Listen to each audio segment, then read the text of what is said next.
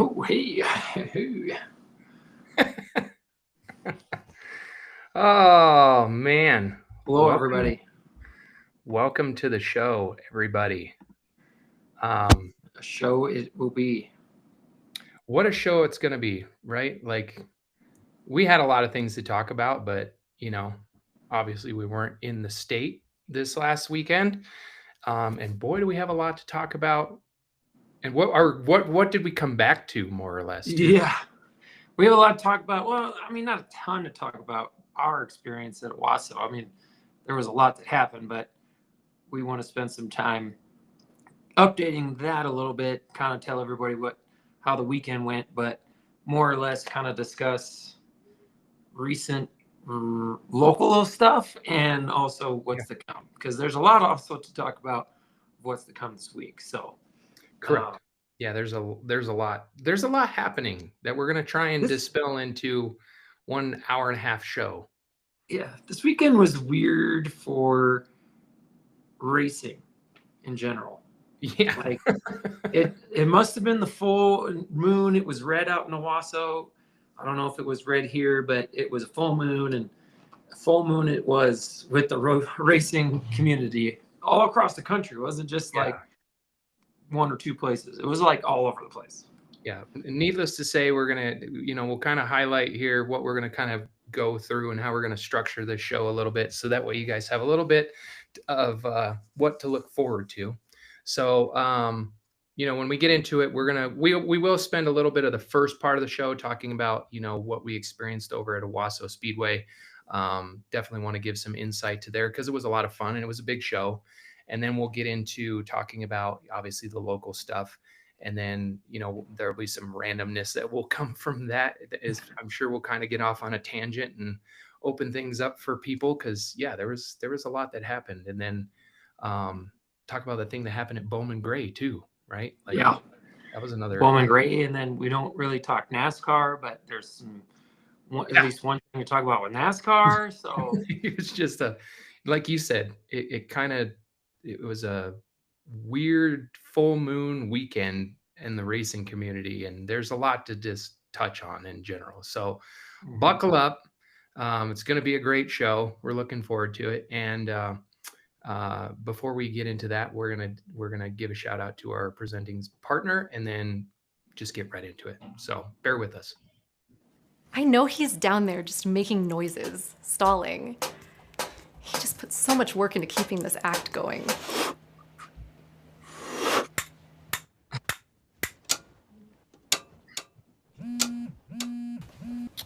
Hey. Yeah, Mandy's still home. Her friend's gonna pick her up like any moment. Can you do like a loop around the block or something? Perfect. Okay. Yes. All right. Thanks. See you soon. There's somebody trying to sell some shit at my front door. you put a no soliciting sign. There's a no soliciting sign when you come into our neighborhood. The HOA is full of shit. This house abides by our Second Amendment. If you would like us to show you, then knock. If not, then go away. Well, and I'm sure I'm going to catch a lot of flack. That's why you don't live in an HOA neighborhood. I get it. I've always been one of those guys who would never live in an HOA neighborhood, and here we are. Hey, So, although HOA, well, I don't want to go on a tangent, but HOAs are nice for some things, like getting on people to take care of the yards and get rid of the crazies. But living in a non-HOA, that's what you get. A lot of people that don't care about their yard and some crazy people. are you that guy? No. It may look like it sometimes, but I try to keep up with it. We have no trees and cover for our yard. It just burns all day. Yeah, that's true. That is true. Okay. All right. We're just gonna jump right into it because we got a lot to talk about here. Like I said, last weekend we spent 4 days at Owasso Speedway. Jake and the rest of the crew all got there. They left here Tuesday and got there on Wednesday. They were able to get the car out. We made a bunch of changes to that race car from the last time it left that racetrack to when it hit the racetrack this time. We did a lot of work in a short period of time on that thing. So did some practice on Wednesday, and then that was all she wrote. got what, about like 20 minutes, and then it started raining, right? I think we did 18 laps, and we brought the car in. We were gonna make maybe one more change, maybe go out one more time, and then you saw it coming. It was like, that's a downpour, and then like literally within 20 minutes, it was like torrential rain, and there was already a friggin' river going down the pits. It was like, all right, well, I guess let's load up the car now. Oh, I hope you have that video. Do you have that video ready for what we're going to talk about from Thursday? What happened? Oh, with okay, so we're just going to set it into the next day, Thursday. I don't know if I can. I might have to send it to you because I don't think I can share my screen. So okay, let me send it to you. Send it to me, and if we end up getting to be able to pull this up, great. If not, we'll just tell the whole story, because this was one of the very big highlights of the weekend, and it happened on a day we weren't even racing or nothing was going on. So they had a car show going on Thursday night, and then at Owasso Speedway they have ride-along cars, so you can jump in the passenger seat and pay. At the time, it was $80 to get in a modified for 8 laps in a passenger, and then they have a super late model, and then they got an outlaw super late model as well. And so my mom talks a lot of shit. I can't even say talks a lot of shit. She just questions everything that you do from the perspective of a fan, of why didn't you go to the outside? Why didn't you pass this guy? Why didn't you do this? Why didn't you do that? You know, and you're like, it's hard. Like, this is not something easy, and you're doing it at a high rate of speed. So, and this goes back to like when my dad raced way back in the day, right? And so when we saw that they were going to allow people to go out, me and Jake both said the same thing. We're like, we're putting you in the car, and you're going to finally get to see what it's like to be behind the wheel of one of these things. And so, long story short, the driver of the 2-seater, we met him last year, and his name's Aaron Taylor. And if you guys don't know who he is, he's called Mr. Owasso. This guy wins. He won the championship last year. He won like 6 races there. He's won the hot shoe last year. Like, he's an amazing race car driver. And so I saw him just kind of standing there. And so I went up and I approached him, and he knew who I was. And I told him, I was like, you see that lady over there? I was like, she talks a lot of shit to us, and I need you to push that car to the absolute limit. And so, you know, he starts laughing, and we started kind of like creating conversation. And he goes, well, you know, that car's got like, you know, 400 lap old tires on it. And it's, you know, it's a little bit loose. So he's like, I haven't spun it out yet, but maybe I'll give it a shot. Right. And we're like, absolutely. Like 100%. If you can spin the car out, that would be even better. So she gets in the car. Well, so Aaron Robinson went with us on this trip as well, and he helped out, huge help. And so he went first. He jumped in the modified, wanted to experience it. He gets out, ear to ear grin. He's laughing, loving it. And so she gets in the car, and they go out on the racetrack, and he's burying it in the corner as hard as he possibly can. I mean, you can tell he's giving it some extra. And 3 laps into it, right? Something like that. 3 laps into it, he comes into turn 1 and 2. And I mean, I don't think he really even got on the brakes. He just lifted, let the car roll, and you see it start going sideways, and he just jumps in the throttle, and whoop, it just spins around. Wow. He's just roasting the tires off this thing. And we're going nuts. I mean, there's a bunch of people watching, and they're like, what the hell are these guys doing? But we are cheering. We're just like, send it. Really? I mean, it was awesome. So she comes off the racetrack, and, you know, we're all laughing at her, and we're like, so what'd you think? She goes, well, you know, the first corner, she's like, I held on, and she's like, I really didn't know what I got myself into. She's like, this is kind of scary. And then I was like, well, what'd you think of you spinning out? And she goes, well, I kind of giggled. I was like, damn it. She's like, I kind of thought it was fun. Yeah, that was fun. I'm like, no, that's not the reaction I was going for. I was going for, I was scared to death. Yeah. But lo and behold, she got to experience what it's actually like to be behind one of the wheel of these things. And I think there's a little bit more of an appreciation. Would you say that? Oh, yeah, I'd say that. And it was kind of funny because there was one of the guys that was helping get people set up with their suits and helmets and neck brace and stuff, goes over and tells Rex Wheeler's nephew, who is like, oh my dog, who is like the, not race director, but he runs like the pit gates, the ticketing, the structure of the employees, stuff like that. So in a sense, almost like a GM or something. But anyway, he was helping run the 2-seater stuff too. And I heard him go, this one guy goes over, he's like, hey, Aaron spun out in a modified. And he was like, oh, that's not good. And I overheard him and he looked at me and I was like, oh, don't worry. It was my mom. We wanted him to do that. We actually told him to do that. Totally fine. If you guys are mad, I'm sorry, but we wanted her to spin a spin out. He goes, well, I mean, that's good, I guess. That's probably the first time anybody's ever spun out in any of our 2-seaters in the 3 or 4 years we've had it. So my mom not only had fun, got her to spin out in a race car, but it made history at Owasso Speedway by being the first person ever to spin out in a 2-seater. In a 2-seater. Yeah. It was pretty awesome. From all the stuff that did happen this weekend, we at least have that going for us. Oh yeah. That was one of the best parts, honestly. Like just getting to see the reaction and whatnot was quite eventful. Yes. But yeah, getting into Friday, it was like an all-day practice session. We had worked on the race car like all day. It was hotter than hell. I mean, you're just sweating the entire time. And, you have to be there it's not like local where you're there at, noon, 1 o'clock.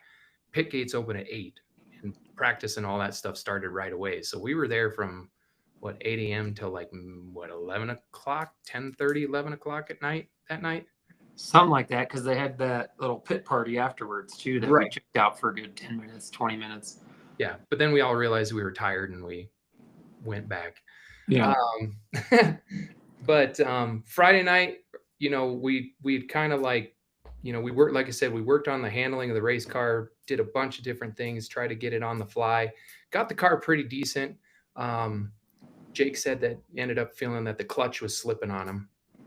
And so didn't really have a whole lot of time at that point to do anything about it. So we just send it more or less. If clutch goes out. Like what are you doing? But you qualified. What did you qualify for the new shoe? I think I qualified 11th, and they were doing a dice roll +6 on the invert. And Mike and I were over in the pit meeting. He's like, hey, we need a 5 on the dice to get on the pole. I was like, okay. Literally 30 seconds later, the guy that had quick time rolls the dice. It's like tumbling around, and then it hits 1 and it just keeps creeping, and then bam, 5. So it was like, fuck, all right, yeah, on the pole. So yeah, that was pretty cool to get on the pole. And got to lead some laps. About, I don't know, it's 5 or 6, I want to say. Got shuffled back a little bit because that clutch was slipping and the guys were getting on me on the outside. But just hung in there, especially we got into lap traffic pretty quick. And I mean, some of these guys, and we'll talk about this too, but they made it a rule where you could run either radios or no radios. You just had to have an X on your car. And so some of the guys that passed me had an X on their car, so they had no radios. And so you have to race them a little different. You got to be a little cautious. And the lap cars that we got into had no radios. And I'm just kind of staying with them. And they're just all over the place, kind of like, sorry, legend cars, but it's kind of like legend cars all over the place. And 2 of the leaders got into each other with a lap car. So I ended up getting back up into, I think it was 6th at the time, got into 4th, tried the inside lane, didn't go anywhere, got another caution with 5 to go.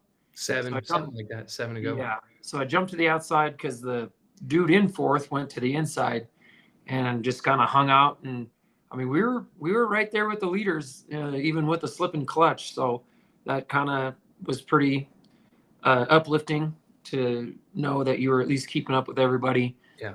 So yeah, ended up taking 4th, got a top 5, I should say, but they brought all the top 5 to the front straightaway and interviewed us in front of everybody. So at least we kind of started off good, where Got a top 5 in the new shoe. I mean, there was 24 drivers, and I want to say at least 10 of them made the A main in qualifying the next day. So the fact that we were hanging with them was pretty good, pretty big confidence booster. So for sure. And I mean, especially how our day went earlier in the day, it was kind of like, oh shit.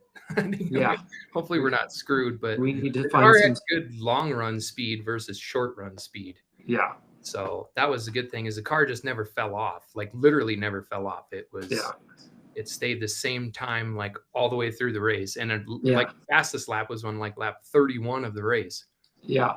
Well, and earlier in practice, it was like, you know, we're doing all these changes. The car's rolling good. We're getting it to turn, and it's just like we're not gaining any speed. It was like 500ths of a second or something like that. It's like we should be getting tenths of a second faster. And you know, George trying to, you know, be constructive with me, and it just was like I wasn't pissed at him. It was like I'm pissed off because it's like I know what he's saying. I know what I'm trying my hardest, but it's like I'm not pushing it hard enough, and I'm pissing myself off. So like our last practice run of the day before the new shoe, I was just like, fuck it. I'm going to drive the piss out of this goddamn thing as hard as if I spin out, I spin out. Like, it doesn't matter. We need to figure it out, and went 2/10 faster. So I guess I need to drive more pissed off and angry. I'd only been telling you that all day. Yeah. Like, you need to bury this thing in the corner. It'll take it. You just need to trust it. And then finally pissing you off worked. Yeah. It did. But yeah, like Jake said, it was great to participate in the new shoe, to kind of just set up for Saturday and see what you got and what you kind of need to work on. Saturday rolls around, and 66 modifieds showed up.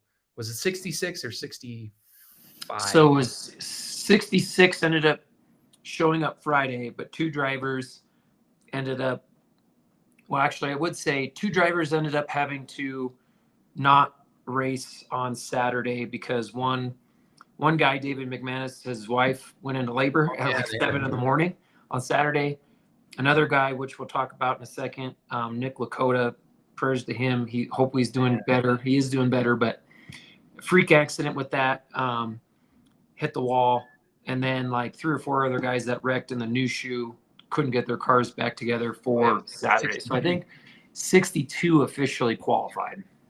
And man, seeing 62 modifieds in one spot, I mean, it's just, it is so crazy, and it's awesome. Just look left, look right, and you're like, there's no other, it's just modifieds. It is. It's just all modified. All the local guys had to park like way the fuck down on the other side in the back, and it was all modifieds up front. It was incredible.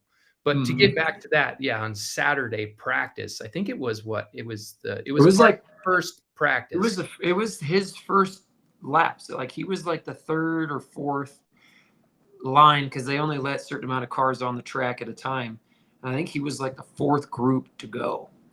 So I do believe. So everybody, his name's Nick Lakota. He drives the number 12 modified out of beautiful car too. Oh, absolutely stunning. We'll have to maybe share a picture. There's no video of this, by the way. We've looked for it, and I don't know if I'd want to see that accident again. Apparently the track was filming everything, and they messaged me yesterday and said that there's video that they were going to see yesterday. I haven't reached out to them yet, but apparently there's video from the track that they were going to show them. So I was like, I don't know if I'd want to relive that. So anyways, so he's going down the front stretch, and throttle sticks, and you're doing like 100, and because the average speed there is like 89 miles an hour for the top guys, and he was one of the top guys, so he was easily doing 100 like down the front stretch. And then as soon as he went in, and where you're practicing like spotters and stuff, spotters are supposed to go over in the main grandstand area to spot, and then the rest of us crew, we're right there on the wall. Like, I'm 3 feet from the wall in turn 1 and 2. And I was kind of like over to the left and really in just like turn 1. And I'm watching it because I was waiting for Jake to go out, and I'm just kind of following drivers, and the next thing I know, I look over, and he's got all 4 wheels locked up, and it is not slowing down. And I literally jumped to the ground, and I'm laying on the ground, and you just hear it, and he just smokes the wall. And then from that instance, I kind of just like peeked up, and you saw the bottom of the race car up on the fence sideways. You're looking at the bottom of the race car, and it's full tilt still, just hitting the chip. And it went probably on the fence, probably a good like 30, 40 feet. Something. And it came back down onto the racetrack, spun out, and then it finally, I don't know if he shut it off or it finally just died, more or less. But whole right side, the nose, I mean, everything was absolutely gone. You know, you instantly look up at the fans like, is everybody all right? I mean, I got fucking pieces of wall all over me. You know, one guy said that he felt the shock fluid all over him. The spring, the right front spring of the car was stuck in the fence, the very top of the fence. It's like, oh, it's at least 15 feet high. Yeah. It's stuck in the top of the fence.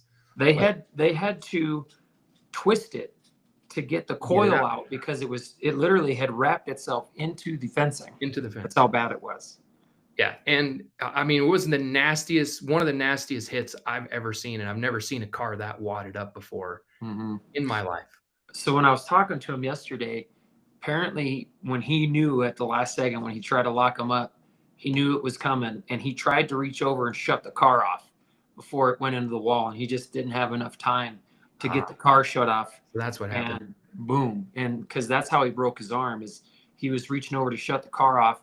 At that time, bam, he hit the wall, and he ended up breaking his arm. So yeah, thank God his car builder, Nick Clemens, builds one hell of a safe car, because, I mean, he walked away really unseen. Yeah, he got out and walked out himself. Yeah, walked out himself, walked over to the ambulance, and man, I mean, that was, I thought I was goner. I for sure thought that car was going through the fence. Like, I just jumped down on the ground and went to the fetal position, and I was just like, here we go. This is it. But hats off to that guy for building a really safe race car, because, I mean, it could have been a hell of a lot worse. Of a lot worse. He ended up showing up later in the day. They casted his arm. They cleared him. Took a CT scan and everything. They said he was good, and he showed back up to watch the races. Man, that was crazy. Absolutely crazy. But to further this along, so we don't take up too much time on this particular subject, but we got into qualifying that day. Like I said, we were trying to find some speed, just really couldn't get it out of the car. To be quite honest with you guys, I mean, we were just really outmotored. I mean, we got a pretty big motor in Jake's car, but the way we have it cammed and everything, it just was not suitable for that racetrack. Those guys wing their motors up to $8,000 and put the cam to a point where it's power all the way down the straightaway. All the way down the straightaways.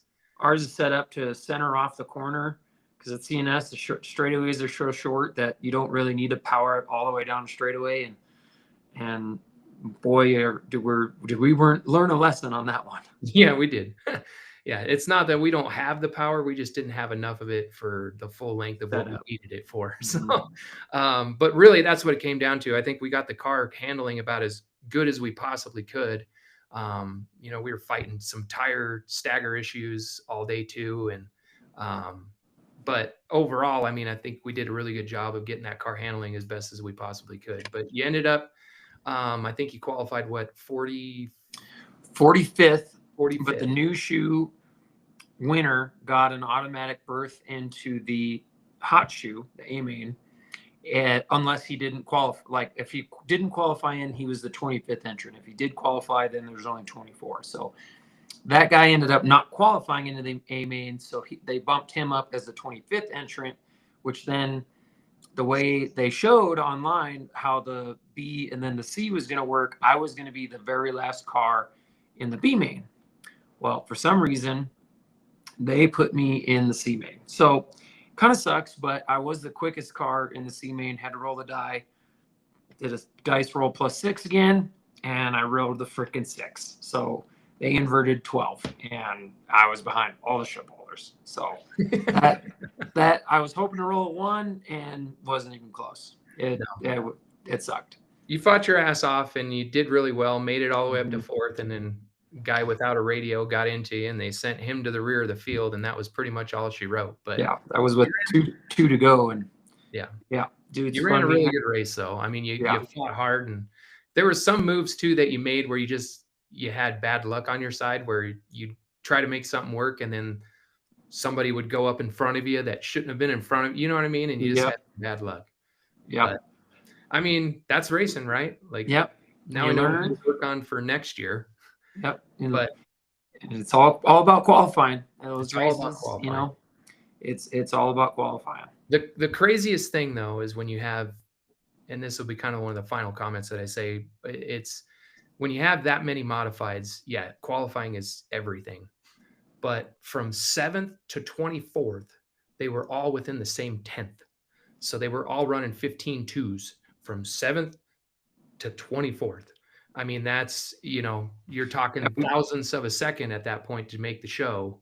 Yeah. And we were only a 10th and a half off for making the A main. Let's just say that. And I was the 45th the quickest car. And I was a 10th and a half off for making the A main. So that just tells you from, like 7th to 45th, it was basically 2/10 or under.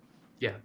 So it's hard. It's hard to go out and compete against these guys. They're all, you know, the top dogs of the country, but it makes for a hell of an experience, and it makes you better as a team, and it makes you better and you know, making adjustments on the fly, and wouldn't trade the experience for the world. Cause like I said, every time you go, you learn something, and we learned, I personally learned a shit ton. So, you know, I took it upon myself to kind of, you know, really work on the handling of the race car and really get it going. And I felt like, you know, we made all the right decisions, you know, as a team, and we did a good job of getting it going in the right direction. So positivity from it for sure. I mean, it sucks that we didn't get the result we wanted, but you know, that's why you go and try. Yeah. And me and Mike Hunter, my spotter, who did an amazing job. He was trying to set me up, you know, with stuff that I could see it. I know he could see it. And we just kind of had that connection of where we were going to try it. And then, like George said, just bad luck hit where you try it and then somebody just decides to cut you off, and it costs you, you know, not only your momentum, but then, you know, trying to move up into the field. And I mean, we went from 12th up to 4th, and I think I had like a 6-second deficit with 6-7 to go. And I mean, I took it down to a 4-second deficit in like 4 laps. So I mean, I was catching the leaders. Like George said, we had a great racing car because it never fell off, and we just need to figure out qualifying so we don't have to be in the C main, and we can be up there in that A main. And then the A main, I mean, we don't need to talk about it, but in the A main, it's just literally battle of attrition. Stay out of the shit, be there at the end, try and pick up a couple spots. And I mean, you can easily get a top 10, even with the guys that are running half a second faster than you, just because shit can happen and you end up getting a good finish. So, yeah. But overall, I think the weekend, it was class act by all the drivers. We were parked next to Cody Stickler and their team, and they were awesome. I mean, we had some really good conversations with them all 3 days, and had some fun and talked with a lot of the other drivers. I mean, the guy 2 down from us, we lost the clutch. We didn't talk about that actually real quick. We lost the clutch after Friday, after the new shoe. We asked around if anybody had one. We didn't bring one with us. We're dumb. And so we asked around, and guy pitted 2 down from us. He's like, yeah, I got one. He's like, let's, you know, I'll bring it tomorrow. You guys can throw it on. And shit, we had 4 or 5 people coming over. Hey, you need some help? And you know, let's get this thing on there and let's get you going. So, I mean, you know, I would say just the overall support from just people, and they realize you're coming all the way from the generosity. The generosity, right? That's the right word, generosity. The generosity there was just second to none. I mean, it was awesome. So, and then the way that, like I said, the way the whole weekend was run, it was fantastic. You know, Rex Wheeler and all of his people, they do a fantastic job out at Owasso Speedway. And like I said, if anybody ever gets a chance to go see that racetrack or go compete there, I would highly, highly recommend it. It's one of the coolest places you'll see in the country. Absolutely. Yep. 100%. I do have to stop real quick. Melody McMullen had asked the question, did those people end up getting out of the trailer that day? Oh. Oh, Okay. the camper? Oh, Yeah. the campground next to us. Okay, That's so right. to put in context, I don't know how many of you might follow me on TikTok or Facebook or whatever, but if you don't, like, go check out and you'll be able to see what she's talking about. So Saturday morning, like, those people out there, they just party hard. Like Friday night before the 3 or race, 4 in the morning. yeah, till 3 in the morning. I mean, they got karaoke going, they got like strobe lights and shit. Like, they are just, it's full party and it's awesome. It's fun. So the next morning I wake up, I was up by like 6:37, had to go, just wanted to get outside, and I look over, and underneath the camper next to us, I mean, they were crushing Keystone lights like all night long, and they just threw them down on the ground. But there is probably, it's probably 50 or so. Yeah, they were everywhere. Like, nobody's coming out of that camper. So to answer your question, I don't know, because we don't even know who they were. I don't even know who they were. Bands, racer, crew. They were just people camped next to us. Yeah, and they showed up Friday night. Yeah. Yeah. So they showed up that Friday night. They just must have partied their asses off. And yeah, we never saw them. We never saw them the whole time. Yeah. Never saw them. So, but yeah, we didn't end up joining them. We did, however, it's funny, the car builder for the guy who wrecked, his name's Nick Clemens. His dad we had met him last year, and he ended up coming over and hanging out with us for a few hours on Friday night. And you want to talk about funny? I mean, this man's in his, what do you say? He was in his 70s, late 70s? I don't know. Mom made me go to bed so I can get my beauty rest for the race day.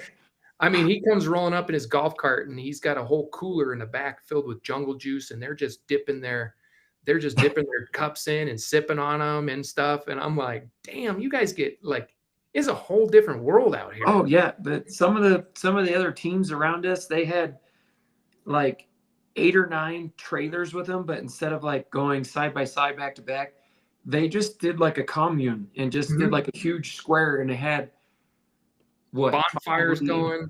Well, they had like somebody brought in like a dump truck full of freaking wood. Yeah. And they had the biggest freaking pile of wood and bonfire going on that I've ever seen in my life. Yeah. It's just a giant party. Like, it's awesome, because they go racing during the day. They'll drink till it was Saturday when I was over. I was checking our tires, right? Because they impounded tires. You can't touch them, nothing. You can go do air pressures and blah, blah, blah with them, but that's it. And so I'm over checking our tires, and there's this guy that comes walking in, and his pit crew guy was standing there, and he goes, "Man, you better shape up." He goes, "Man, I got the beer shits real bad this morning." And I'm just chuckling. I'm like, oh shit. He's like, "Man, fucking staying out till 2 a.m. That was a bad idea." Yeah. You think? Because it was hotter than shit. So I can only imagine. Humid. So you're just sweating all of it out of you. Yeah. So you're already dehydrated. Then you go in and you're even more dehydrated because of the heat. Like, oh my God. It was just funny. Like, I couldn't help it. Maybe that's why that guy didn't qualify as well as he did. For sure have. I don't even know who it was, to be honest. I don't know who it was. There was a couple people that should have been in the A main that did not make the A main. Maybe one of those guys was it. Could have been. Yeah. Fuck this. I got the runs. Like. But anyways, it was a fun weekend overall. Was really glad we got to go experience it. That was the first time we've been at Owasso for the Hot Shoe 100.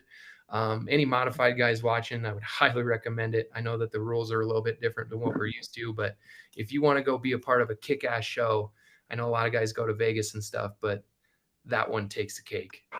Let's just say this.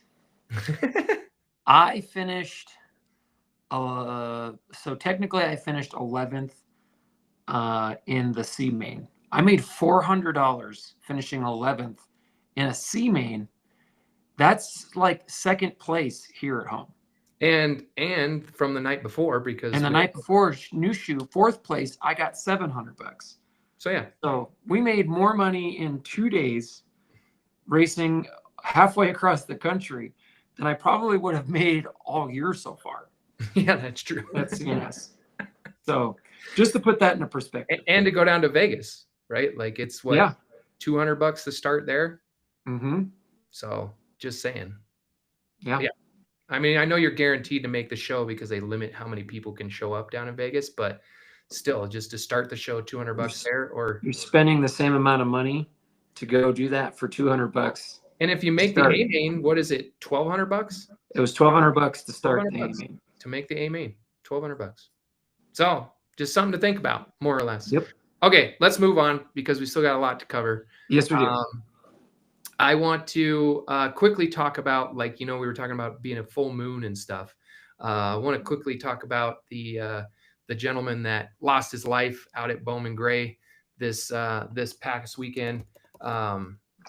Man, Robbie Brewer, I think his name was, right? yes. Yeah. I mean, if you guys haven't seen it or haven't heard about it, I'm sure pretty much everybody has at this point. But it sounds like the poor guy had a heart attack, and then like going into I think it would be turn 3, and then he ends up smoking the wall in turn 4, and then it was just full throttle at that point because I'm assuming that he was limping the car, and then just had his foot hammered on the throttle, and then just face first onto the entrance wall. And I mean, that was it. I mean, Just scary ordeal. God. And the way that wall comes out from the staging area, it's at an angle. So it's like, I mean, even if he hadn't, obviously the rumor is that he had a heart attack, like George said beforehand.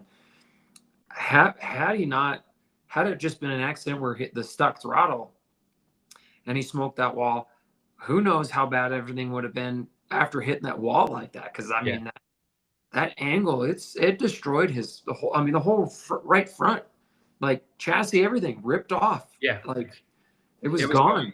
It was gone. Yeah. You feel for him and that family, man. I mean, that's just, you run the risk every time you strap into one of these cars, and you know what you sign up for, but you don't quite expect that kind of thing to happen, more or less, too. Right. I know it's throughout history, it's happened before, but and it could happen at any point, right? Like you could be walking down the street and get a heart attack, but but I mean, that's just such an unfortunate situation, just scary overall. Thousands of people there and broadcasted online and everything like that, and you're like, holy shit, man. Yeah. That's just all the thoughts and prayers to the family, because things change in an instant. Oh, absolutely. And then what was the other one we were wanting to talk about? Connor Zilic standing on the car and slipping and falling, and now they have, I guess it was a joke in the pit meeting for the Cup cars, but I guess they now are making the Connor Zilic rule where until further notice, drivers are not to stand on their car, whether it be the roof or the top of the door. Like you get out, you just stand on the ground. So, and then do spirit fingers. Yeah, and do spirit fingers. You can have one leg in the car and then just do spirit fingers. That is still my move. Mm-hmm. You're gonna have to send that into somebody and be like, "Hey, just do this. Just do this. Yeah, do the spirit fingers." Oh my god, that's so funny. I mean, sucks what happened to that poor guy. Oh my god! If you haven't seen the video of that, anybody go check that out. I mean, poor guy. I thought he broke his friggin' leg, and then it came. It looked like it because it got stuck. And, and then he boom. He was on what was that, Door Bumper Clear yesterday, and he was even talking about that where he's like, I never thought I was gonna just go to my head. He's like, I thought my leg was gonna be fucked up. He's like, I had shoulder pain and everything, and I had, huge headache, and apparently I was out for a minute, but he's like, the way my leg went into the car and was on the headrest, I thought I broke my leg, and they're like, your leg's fine. Yeah. So lucky ordeal for that kid, because that could have been a lot worse than it was too. Same. Yeah. I mean, yeah, he just went straight to the ground, and how unfortunate, right? You're celebrating a win. Yeah. And then you fall off the car and you're knocked out cold. And then everybody just kind of like sat there and was looking at it for a minute. Like, yeah, luckily there was like an actual, like, I don't think it was a paramedic, but it was like a firefighter or somebody. Yeah. Like a ran over and was like, saw it and was like, he was lifeless for a second, ran over like, are you okay? And Yeah. And yeah, I was like, what do you do at that point? Like, as your team, you're like, what the fuck just happened? No, he's not. 1 minute we're slamming beers and throwing water on each other, and the next thing he's out cold on the concrete. Like, Yeah. That was a crazy twist of events. And like you said, it just kind of was like the theme of the weekend, right? Like there's just crazy shit that happened all over the place. Mm-hmm. So, all right, we will we'll step into the Colorado National Speedway weekend here. Yes. So I bear with me. I mean, I'm gonna pull up they haven't put out the recap yet no, they still haven't put out the recap yet. Yeah. But did you go back and watch it? I saw videos that people were posting rather than videos like the low budget broadcast. I didn't go back and watch the low budget. I was watching the ones off of people's personal pages and stuff is what I was more intrigued to see, because you can see everything more or less there from a phone view rather than a zoomed in camera view. But so just to give, it was the Advanced Auto Parts night at the racetrack. It was the Super Late Models, Pro Trucks, Super Stocks, Figure Eights. NASCAR was in the house. It was a big event. The Advanced Auto Parts, it's the sponsorship for the weekly series for NASCAR. So huge name, a lot of, a lot of sponsorship. People were in town, I guess. And a lot of representatives from NASCAR itself, I guess, were there. That's just my understanding of it, more or less, too. But, I mean, we can sit here and kind of go over each one of the classes and kind of like what happened, right? But I mean, well, I guess I'll kind of before we kind of like go into what we really want to talk about. I do want to say, I thought the Super Stock show, the race was great. There was battles going on all over the track. Our buddy Greg, he's been working hard on that car, and he's finally getting to the point where he doesn't have to go home and like thrash through it. Fixing something from somebody banging into him or spinning out from him, going up, coming off the track or something. But it seemed to me like it was some good racing. Like there was some hard racing, door to door. Even when they got into lap traffic, it was just good overall racing. I don't know. That's the theme of it all year long. Yeah. I don't know if somebody can correct me or not, but they were three wide at one point. Yeah, they were 3 wide a couple of times. I think they went green to checkered. I think there was one caution. Was there one caution? Yeah. I can't confirm. I thought there was one. Yeah, I can't confirm either. But there was one, because this was one thing that I thought was interesting. I remember Chris Cox, because it looked like they fully inverted the fast dash. So like the winners went to like what? I think it was like 20 something cars. So he started maybe like around 12th or something like that. I think he worked up to like around 8th or something like that by that caution. And it was like everybody went to the bottom on the choose cone. And he went from like 8th to 4th. It was like, well, why did you all do that? Like, you just let one of the best drivers just go straight up into the lead. I mean, into the top 5 right away. Like, I don't get it. But I mean, some drivers, they like the bottom and don't want to do the top, because I mean, there are times where you get freight trained and you can't do anything about it. But to me, I want to keep the best drivers behind me. So if I'm like 6th and I know that everybody's going to the bottom, I'm going to the top, because I know Chris Cox behind me. That's what he's going to do. I want to be in front of him for a little while. That's the biggest thing. It's like keeping it behind you. Yeah, exactly. So just interesting strategies you see with certain people. Not that, it's wrong, but you just, as a different perspective for me, that's something that would go through my head. Okay, I got Chris Cox behind me. I got Stidham behind me. I'm keeping him behind me. So I'm not going to, I'll gladly ride around on the top for a couple laps, as long as it keeps them behind me for a little while. You know what I mean? So, but I thought it was a great race. Chris Cox won the race, and that was pretty cool. So, Well, and like you for said, him. they pull a ton of cars on the weekly. I'll be right back. I gotta let the dogs out. Yeah, it was really funny because I'll pull this comment up right here. It says, "I can hear the giant dog lapping up water." That's hilarious. I could hear the same exact thing. So I'm glad he's letting her out. But you know, I've been a fan of the super stocks and the pure stocks for. I mean, you can go back and watch any one of our shows where we talk about them. I've always been a fan of those cars because they bring a shit ton of them and they put on a damn good show. Like there's side-by-side battles going on. I mean, the last race, right? Like it was a last second, last corner change for the lead coming to the stripe. I mean, that's the kind of shit you just want to see as a fan for racing. You know, they might not be the fastest cars out there or, you know, or the prettiest looking cars out there, but they do a hell of a good job of putting on a damn good show. You know, like it's awesome. So, I mean, yeah, I look forward to following along with the super stocks, and there's some really good drivers in that division. I mean, really good race car drivers.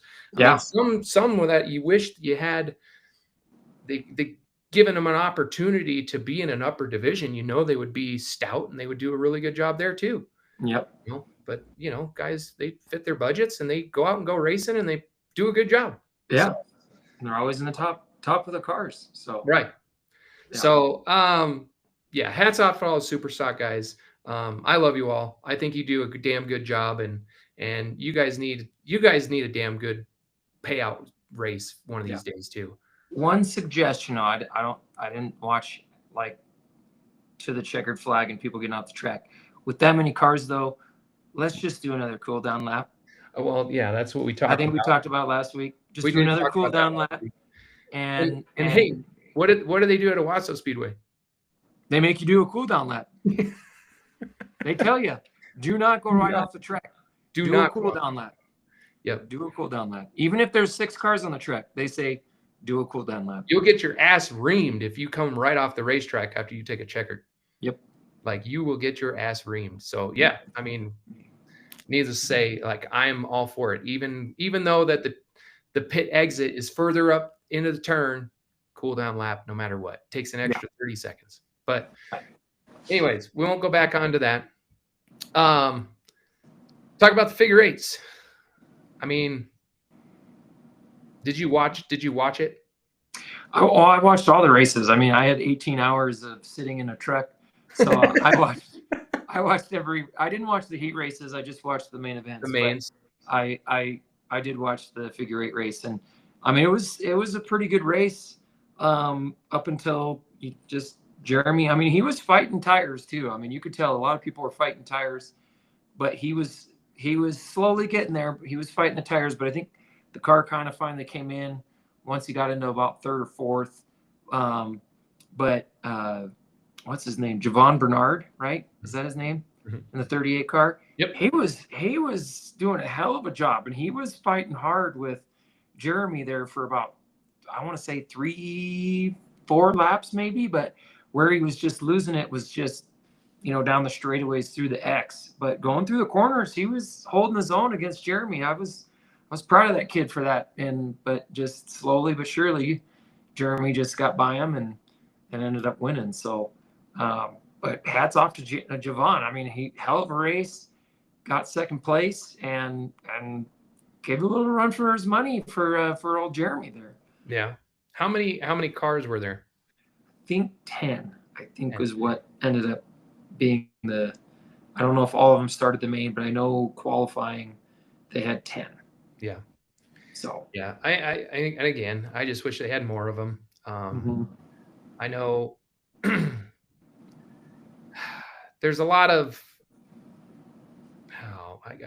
what's the right word I'm looking for? There's a lot of just comments more or less going back and forth. I see on social media that people post and whatnot back and forth about that specific division and with cheating and people cheating and doing this and that. And well, did you see Jeremy? Did you see Jeremy's post-race interview? No. Please do tell. I verbatim, Always I has can't good ones. remember exactly what he said, but there was a moment where he had talked about that, about, you know, people want to talk shit on Facebook and do this and that and not work on their cars um, and you know, get yourself a set of Leary shocks and maybe you'll make it to tech, and when you make it to tech, then we can talk or something like that. I mean, it was a Jeremy Wall interview. I mean, it was funny, but at the same time, also it was like, you know, I can't comment that it was a right or wrong thing to say. Jeremy's going to say what he wants, which he can, and I'm not going to say anything bad about that. But it was like, it was kind of funny when he said it. It was just like, yep, that's Jeremy. I mean, here's what I say about that. Like, if you think somebody's cheating, then protest them. You know, I know that the track is always like, oh, we don't need people protesting and blah blah. Well, if you did your job, we wouldn't have to protest for one. Right. Like, wouldn't have to protest. But then if there's questions, then that's within our right. But there in turn, if you think there's an issue, then go do it and try to prove it. Yeah, which upsets me because it's like, I will give it to Tim Canada. I think there's been a lot of conversation heard around the track about tech. And the last couple of weeks, I've heard he's at least trying to do a better job of checking different things, right? To like trying to find things on people's cars that maybe people think are cheating. Okay, well, we're not going to check the normal stuff we usually check. We're going to check some other stuff we haven't checked before. And if we find something, we're going to find it. You know what I mean? It's just there's other people involved outside of tech that come in and screw it up to where we can't protest. And it's like, I don't think that's right. If there's something found and I want to protest it, I should have my God-given right from your rule book to protest it. Well, if your hands are tied, then it's pointless. Do you know what I mean? Because if you try to make a decision and somebody above you is going to overrule you, then you know what I mean? Then why am I here? Mm-hmm. Like, what is my job? To just be a yes man? Mm-hmm. You know, and oh, here's an issue. Well, then, you know, if he's the man in charge, then let him do his job. 100%. And yeah, I mean, we've had more conversations with him recently since we haven't been, well, racing. And yeah, I know he means really well, right? Like, I really do like that guy a lot. I think he's a great guy. And I do. I think he has limitations. And I think a lot of what goes on in tech has limitations. And I don't agree with it. Like, but it's their business. I mean, they're going to do what they want no matter what. And we as racers, it sucks. But, you know, I mean, if your hands are tied, then your hands are tied. And there's nothing you can do about it from as an employee, more or less, either. But yeah, I mean, take the fucking reins off and let him do his job and let him tech it the way it's supposed to be tech, because accountability is key, right? Like, if you think something's wrong, then you try to figure out the issue. You know, you dig into it deeper and you try to hold everybody accountable, because that's only going to create, for one, an even playing field. It's going to put trust back into the tech people, for one. Yeah. And there won't be protests. There won't be questions. You won't have to fucking do that. So it's not, oh, we don't want you to protest because we just don't like doing it. No, then do your fucking job and we won't have to protest. Right. And to give perspective, and I'm sure a lot of people out of town, you know, especially super late models and pro late models, they know this already. I mean, they tech the shit out of your car beforehand. I mean, you don't go to tech, you don't go on a track. And if you don't clear tech, even if you go to tech, you still don't go on the track. Yeah. Even if you clear initial tech, which is just, you know, weight, widths of, you know, wheelbase, tread width, you know, they check roofs. Yep. Roofs. Which we have video of, which we need to send to the mod guys so that way they can understand better of what I think Tim is trying to do with the roofs. But you know, they check rake in the car ahead of time. They check they take measures, and there's supposed to be a certain length from certain points on the A-arm to a body point, or, from the lower control arm to the cross member. I mean, they check all that stuff ahead of time.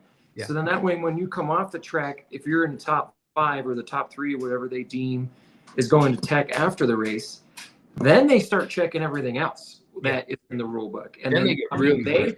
They go very detailed. Yeah. If there's one thing wrong, there is no protesting. You're DQ'd, and the next person up is in that spot, whether it's the winner or second place, third place, whatever. It's there's no tolerance. It's not a, oh, hey, we found this wrong, do you want to protest? No, you're DQ'd. And as we found out, they do that on a weekly show too.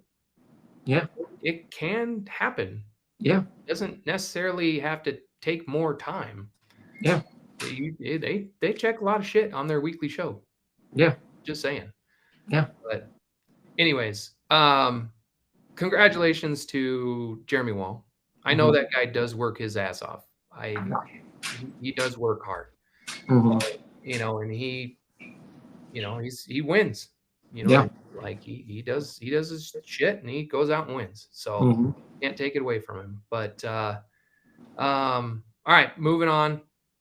Yeah, this one I thought was interesting, which I'm in a way I'm glad they did this. They moved the super late models from being last feature to the third to last feature. 100%. And I mean, I can see why they did it. They only had what, 8 cars, 7 cars. Yeah. Which, I mean, that's terrible. I'm not gonna lie. I mean, that's not even terrible, dude. That's embarrassing. Yeah. I know there was a couple drivers missing. Cassidy Hines wasn't there. I mean, Holly Clark's out doing that thing in California for that TV show. I mean, Brian Yackee, he didn't race. Just obviously he's in the truck championship contention right now. So obviously he's focusing on that. But I mean, there's still 3 or 4 other cars that weren't there that should have been there. Why aren't they there? Right. And I mean, it made for a boring show. I mean, I love Kyle Ray to death, our buddy. He works his ass off too. And I know he didn't probably have the showing that he was hoping for, but it sucks with that class right now. It's just, I don't know. I don't know what they need to do to get that class. Honestly, God, we've talked about this in the past. I just think the only real way to get that class to have a sufficient amount of cars that would come out is to move them to like once a month. And I know we've caught hate for that in the past, that, oh, we spend a bunch of money. Yeah, I know you guys spend a bunch of money, but don't you want to earn a bunch of money too? Like, to me, it would make more sense to move it down to like once a month, the super late models race, and you make it a minimum $5,000 to win every time they hit the track. Because that's the only, I mean, $1,500 doesn't even cover the tires for one day racing for them. Well, and like Preston Pelletier did, I think it was either last year or the year before, he showed up with their stuff, and there's only 8 cars here. Fuck this. Like, we're gonna end up spending $3,000 a night to run against 8 cars for $1,500. Like, and they packed up and left. Yeah, and it wasn't even so much just the $1,500 to win. It's the 8 cars. Like, why am I gonna unload all my stuff, do all this work, pay all that money? Yeah. Like, if had there been 12, 15, 16 cars, probably would have ran. But 8 cars, not gonna run. Sorry. Yeah. I mean, it sucks. That's the premier division of any short track around the country. I mean, it's super late models. I don't give a shit what anybody says. The super late models are it. That's the primo division. I just think it's just something to think about, having them run once a month, and, talk about saving some money for a lot of these people. And, majority of the ones in the division right now, most of them travel. Most of them have gone out of state and traveled out of state and participated at other racetracks. So, you know what I mean? Like, I think it just for the sake and the health of the division, because it happened same time last year, right? Like, they had a decent amount at the beginning of the season, and as the season went along, it just dwindled to like 8, 9 cars. Yeah. And, I think it's just something to really think about, just having them once a month. and making it a big fireworks show. So you get a bunch of fans to come out, and hopefully you can get 15 to 20 of them. And, you make them each a 100-lap race, Yeah. $100 or 100 laps for $5,000 to win or 10 grand to win, $7,500, whatever. Yeah. Whatever you want to make it. Whatever you want to make it. But yeah. But So, hats off congrats to Michael Scott bringing out his old backup car and said that they tried to take as much off the other car as possible that was still worth saving, and especially the motor, and just thrashed to try and at least get the setup close, and obviously did a pretty good damn good job, because I mean he was running his third Michael Scott line, as we call it, and got out there and won a race. So hats off to him. He's a damn good driver in that super late model, and he's got CNS hooked up. He's got it figured out, man. I mean, once you get it figured out, you become hard to beat. Mm-hmm. He's definitely the man. He's hard to beat right now. I mean, Mm-hmm. I give it to him. I truly do love watching that guy race and watching his line and the way he races. I mean, it is a lot of fun to watch. It makes it exciting. It's not just a follow the leader on the bottom and, let's go dive it off into turn 3 and door the shit out of somebody and move him out of the way. Like, there's none of that shit. He just goes out there and, sails it off into turn 3 and 4 at the very top of the racetrack and goes. So I know there was that incident from the Cars Tour. We're not going to reflect back on that, but yeah, I hats off to him. Glad he was able to get back out there after, what did happen at the Cars Tour. So, Right. Yeah. Yeah. Okay. Move on to the Pro Trucks. Biggest subject of the night. So before we get into all the stuff that a lot of you have already talked about and what we're going to talk about, I forgot who won the race. Happy, that's right. Yes, Happy. Congratulations to Happy. He's doing very well right now. Happy. That bright yellow cars. I guess that's the color we need to go with on. Change it up next year. Cars. Yeah, the yellow cars are starting to figure it out, I guess. But hats off to him. Ran a hell of a race. I know on his post he was saying that they got kind of lucky there that there was that late caution because there wasn't enough time to try and track down the leaders and try and get past Travis Rowe and Brian Yackee, but end up still winning the race, and hats off to him because he's a damn good driver, and they got that car hooked up right now. So one of the people that appreciated it more or less. Yeah, right. Yeah, out of one of the few, all of the chaos that happened with that, but I mean, might as well just jump right into it with the floor is yours. Talking to somebody and also hearing some things from rumor mills around.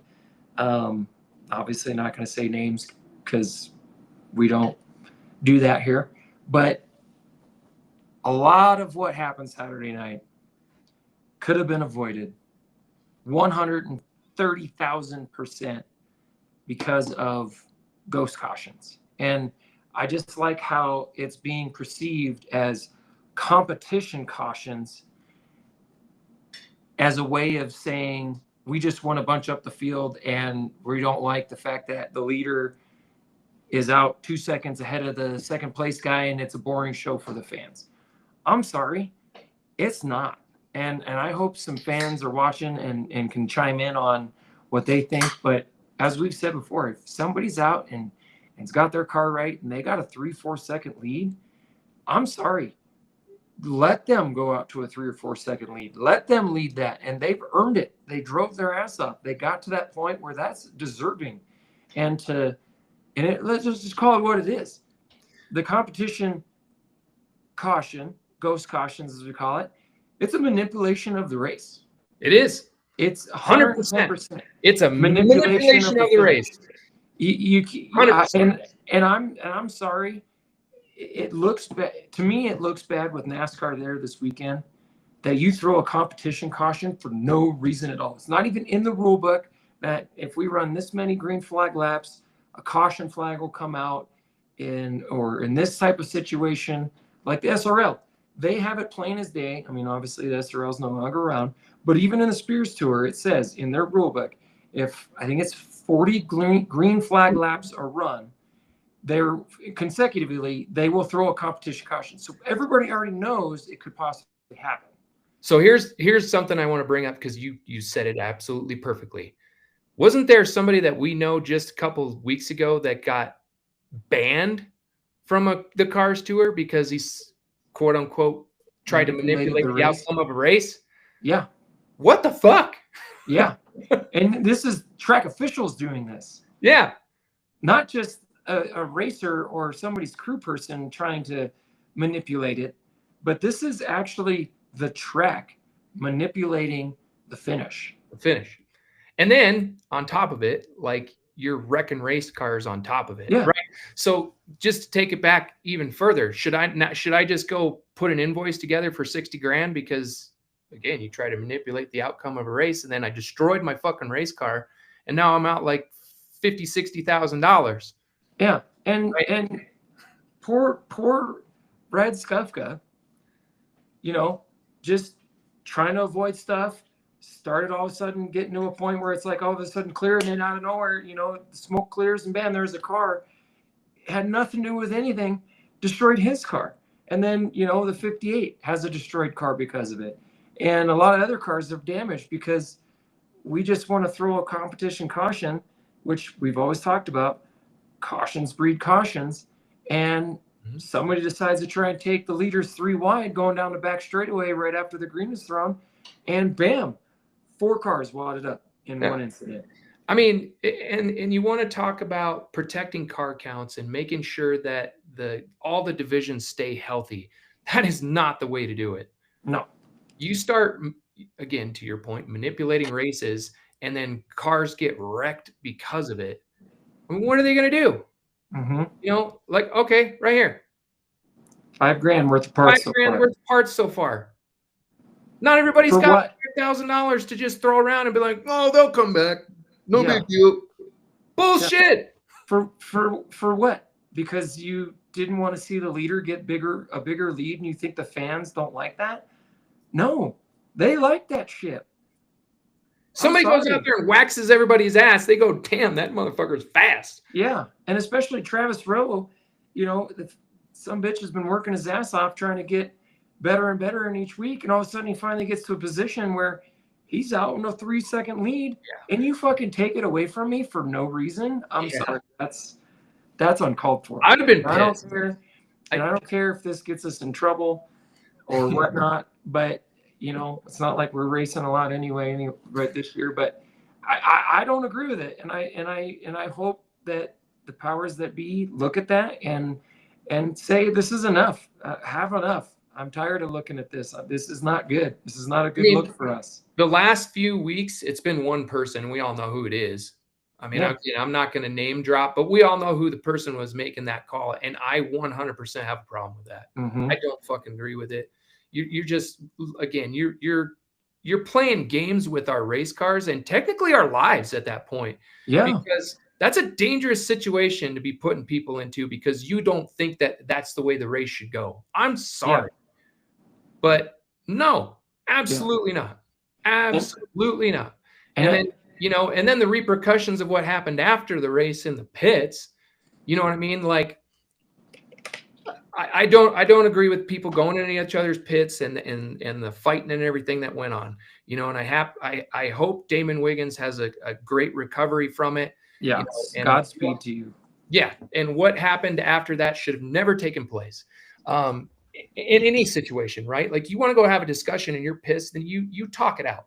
And you let the drivers talk it out. You don't go recruit nothing. We've seen it in the past where teams go at each other on pit road and they're freaking tearing shirts off and beating the shit out of each other. Like, there's no fucking place for that. Like, period. Like, you let the drivers go.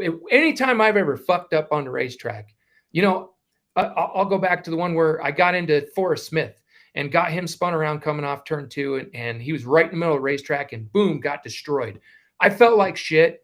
I knew I had an ass chewing coming, but I went over to him. I faced him like a fucking man and took my ass reaming. And I went, man, I'm so sorry. And then that was it. Whether you think it's your fault or not. I didn't think it was my fault, but I still wrecked the poor bastard, and I went out there and I, got my ass chewing. And I think he honestly had more respect for me after that because that was what I did. Right. Exactly. But continue. Sorry. Yeah. No, I just, the amount of stuff that has happened so far this year, and especially of late, and, we were talking on the way home and from Owasso, and, hearing about all of this and kind of chatting with some people and just trying to get more information for us to talk about tonight and at least know exactly what we're talking about and what happened, right? Yeah. This is just a bad look, and it's only going to get worse because, as we know, the last couple of years, season starts to come to an end. There's championship battles. People are wanting to get those last few race wins in, and we start wadding up more cars because people start driving over their heads. It's happened every year since we've started racing, and we've only been racing since 2021. And crazy to think too. It's crazy to think this is our fourth or fifth year, and that seems to be the theme. And then you throw this on top of it, and I see people's comments. There's people. Why bring my car back to the track? I'll say it again, the payout, it's not worth it, but we do it as racers because it's fun. We love it. And we have friends and people and camaraderie out at the track. That's what brings me back, honestly, is the people. Is the people. And, even you, Ray. Even you, Ray. But why come back to the racetrack when I finally get all the pieces put together and I go out and I do well and I get a lead and I'm there, and then with 5 to go, bam, just because I'm kicking everybody's ass that night. And it doesn't happen every night. This night it did. That poor bastard. I think that would have been his first win on the season. He doesn't get a whole lot of wins. Yeah. You know what I mean? Everything finally clicked and worked, right? And then he gets penalized for that. And then you took it from me. Took it from him and you penalized him for doing good. Yeah. I don't fucking get it. Yeah. And then after that, Brad Skufka's saying it perfectly here. You got one guy that went to a hospital, has to probably have multiple surgeries. I mean, he's already got one. He's got a second one coming here soon. I saw like in a couple months or a couple weeks, but there's going to be more. I mean, that's just plain and simple. And it's all going to go to NASCAR. There's going to be an investigation on it. It's claimed on the insurance. So NASCAR is going to look into it, and they were there. They witnessed it. Yeah. And you got 2 people in jail, and you got 3 wadded up cars, at least 6 with some sort of damage, 2 trucks that won't be back, and a late model not coming back because they have $60,000 in damage as well. So it's like all because a guy was kicking some people's asses that night, and we decided that's not right. We want to see the cars racing each other. Let's throw a yellow.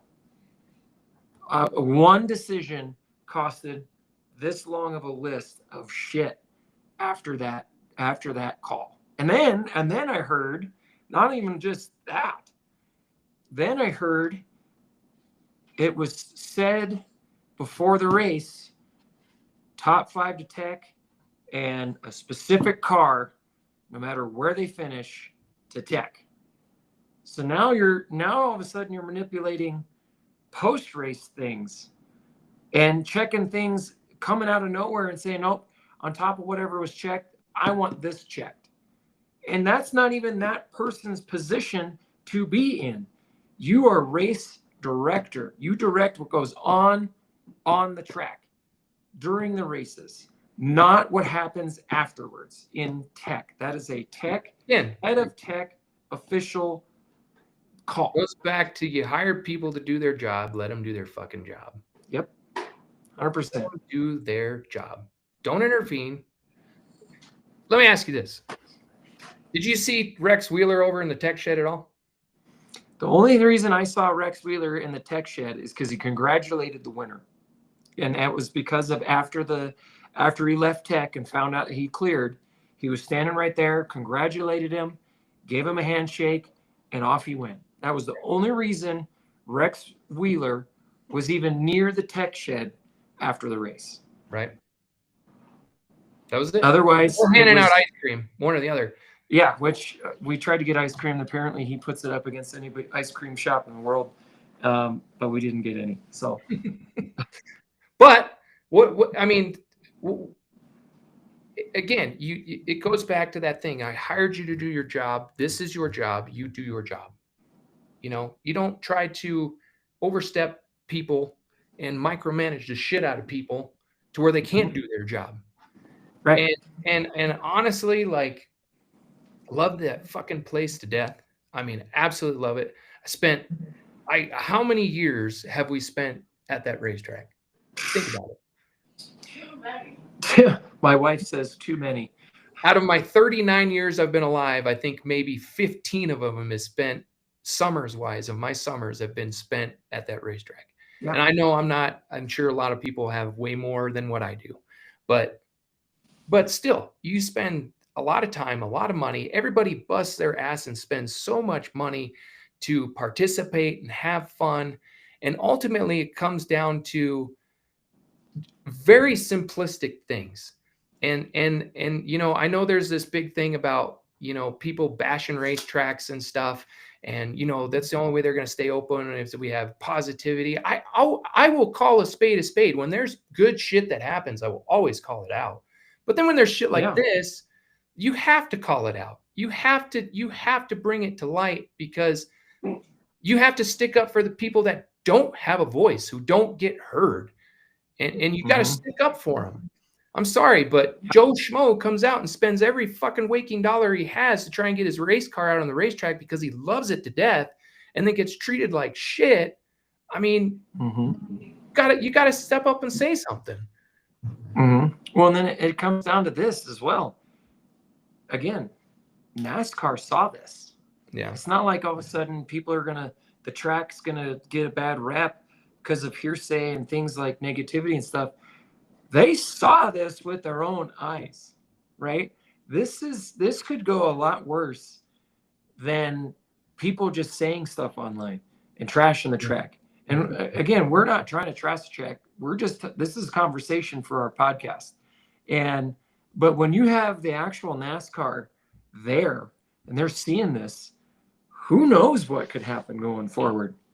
You know, I want to stay positive and that nothing will happen. And, you know, what the justice that needs to happen for what happened at post-race incidents will take place.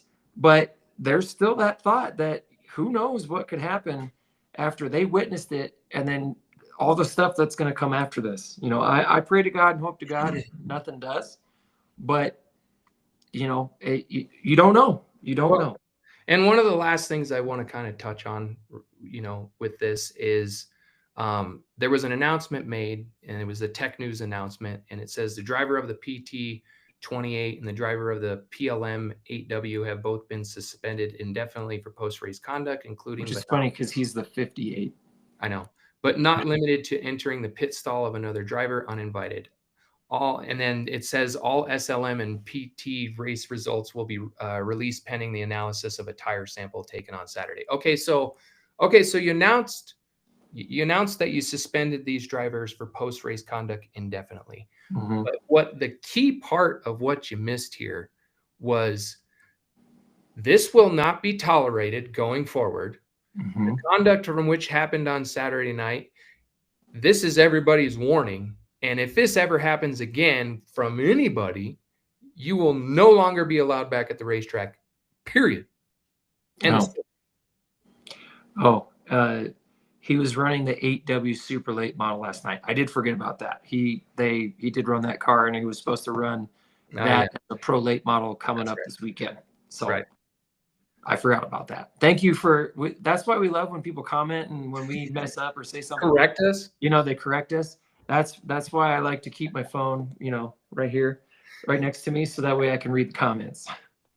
But I mean, you know, like, you got to set the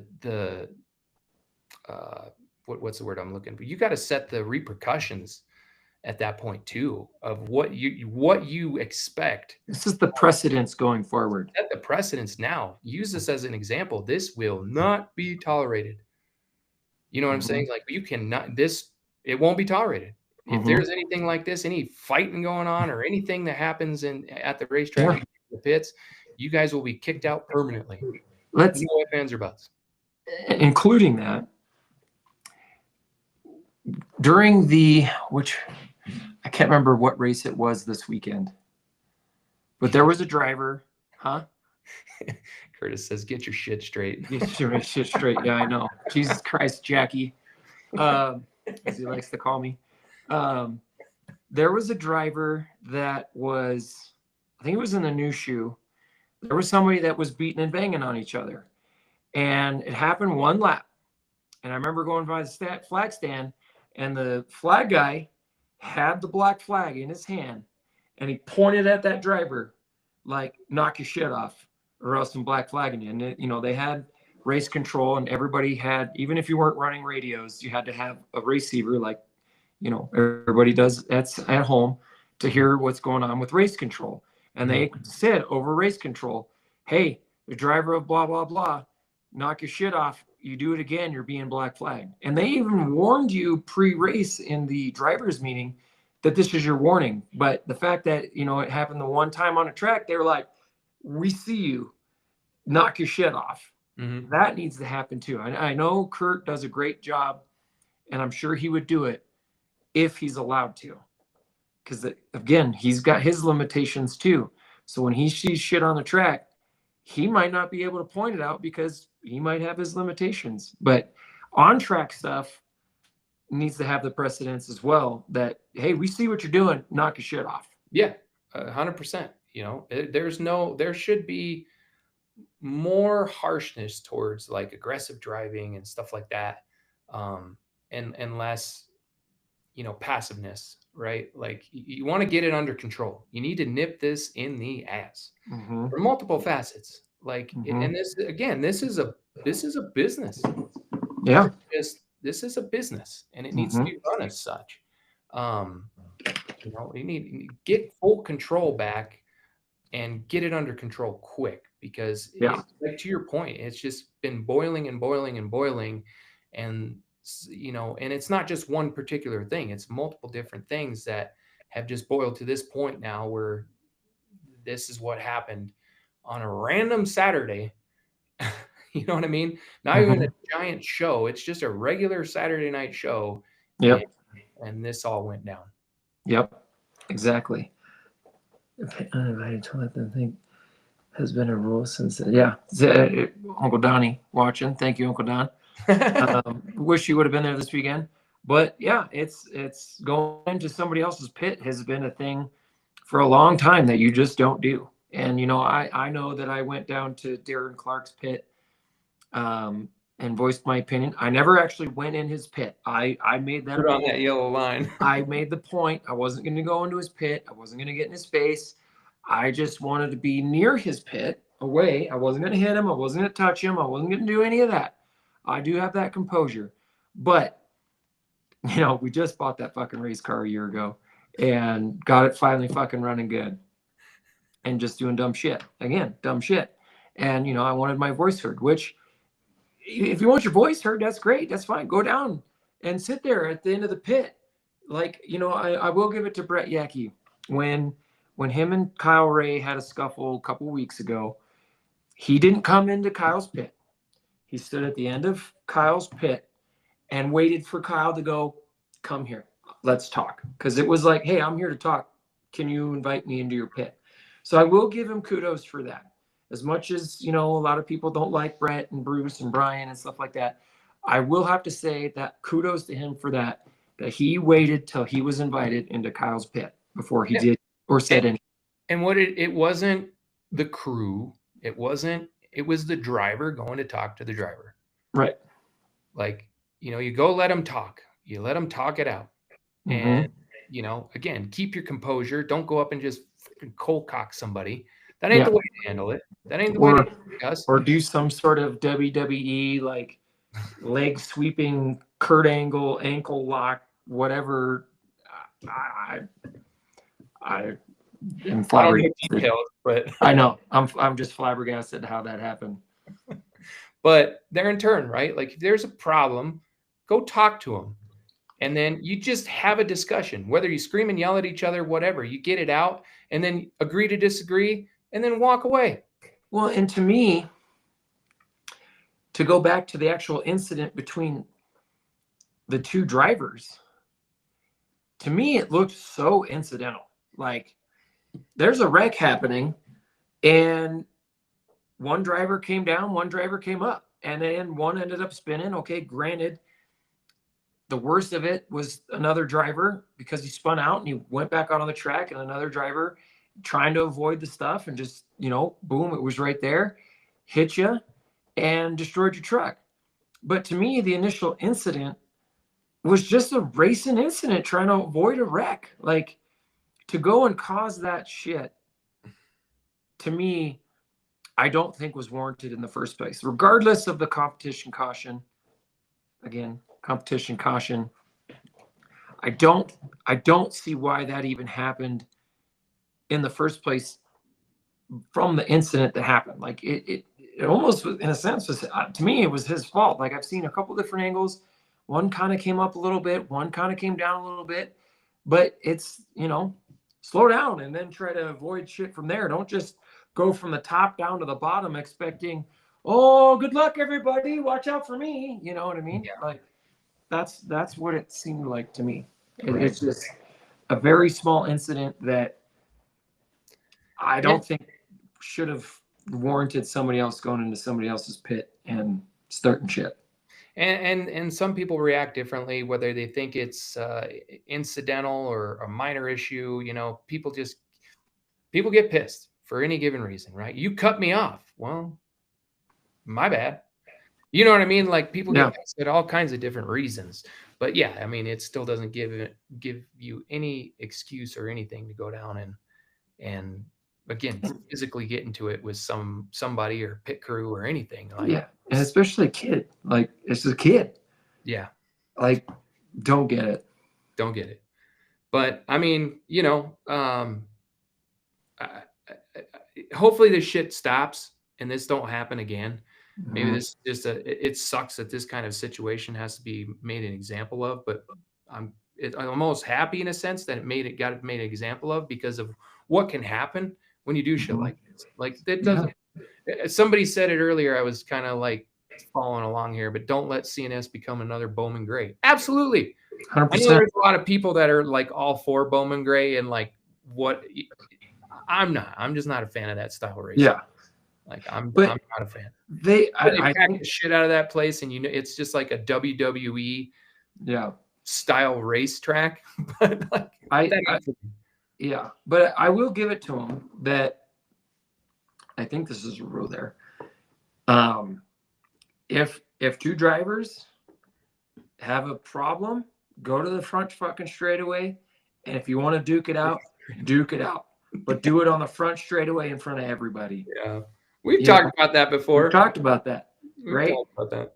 So it's like, now granted the two drivers from this weekend, I disagree with having a 50-something, 60-something-year-old man and a 19, 20-year-old boy duking it out. But I mean, I don't know. One of them's got cat. I mean, Tyler looked like he can hold his own too. I mean, that motherfucker's like 9 feet tall. So, he's got the reach. So he's like, I think a whole whopping 100 pounds soaking wet with his race on. Yeah, well, somebody else wearing glasses. You just give a good headbutt right to the tip of the glasses. They'll make them go down real quick.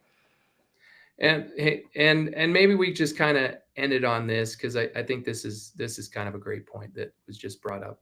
What kind of examples are people setting for the littles? We have little humans in the pits, and this is not what they need to see.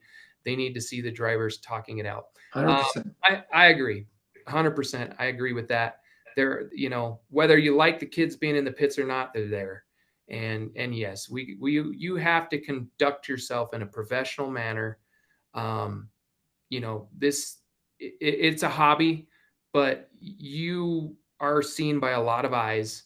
There's a lot of people that are watching you. Every move that you made, everybody has phones nowadays.